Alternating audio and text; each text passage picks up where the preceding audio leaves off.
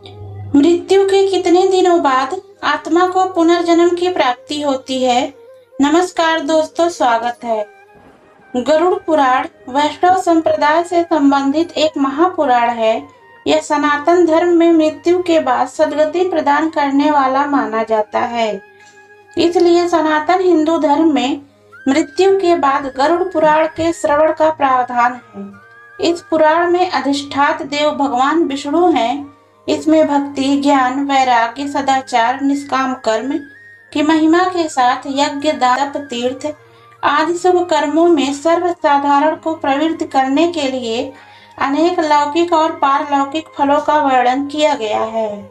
इसके अतिरिक्त इसमें आयुर्वेद, नीतिसार आदि विषयों के वर्णन के साथ मृत जीव के अंतिम समय में किए जाने वाले कृत्यों का विस्तार रूप से निरूपण किया गया है। आत्मज्ञान का विवेचन ही इसका मुख्य विषय है। पुराणों में उल्लेख है कि मनुष्य का शरीर नश्वर और आत्मा अमर है। धरती पर जिसने भी जन्म लिया है उसकी मृत्यु भी निश्चित है। हिंदू धर्म में मृत्यु के बाद व्यक्ति का 16वां संस्कार किया जाता है, जिसे अंतिम संस्कार कहा जाता है। हिंदू धर्म में इस क्रिया के तहत व्यक्ति के शरीर को जलाया जाता है। लेकिन सवाल यह है कि मृत व्यक्ति की आत्मा कहाँ जाती है। गरुड़ पुराण के अनुसार मृत्यु के बाद व्यक्ति की आत्मा अपनी अंतिम यात्रा पर निकलती है, जिसमें उसे कई पड़ाव पार करने पड़ते हैं। आज हम आपको बताएंगे कि मृत्यु के बाद आत्मा कहाँ जाती है और उसका क्या पुनर्जन्म होता है या नहीं। आत्मा तय करती है लंबा सफर। गरुड़ पुराण के अनुसार मृत्यु के पश्चात आत्मा को बहुत लंबा सफर तय करना पड़ता है।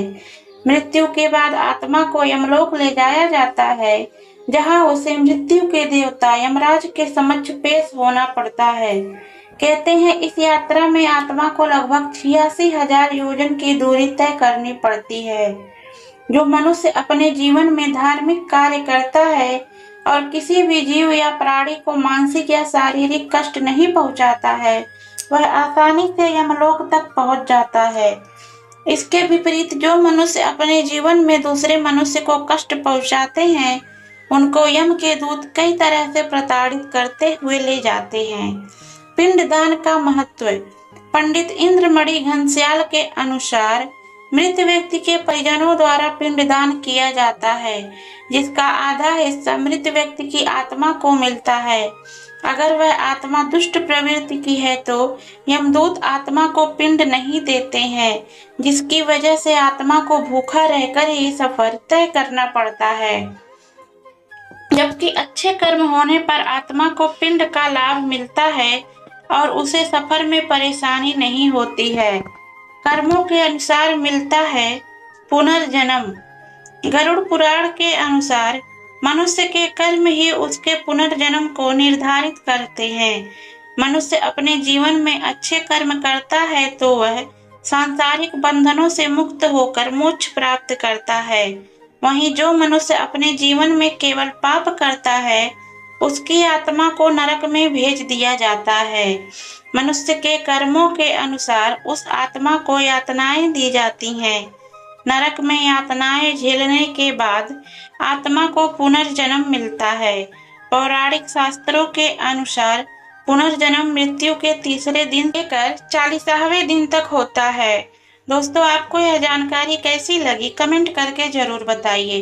वीडियो पसंद आया हो तो वीडियो को लाइक करके चैनल को भी सब्सक्राइब कर दें। धन्यवाद।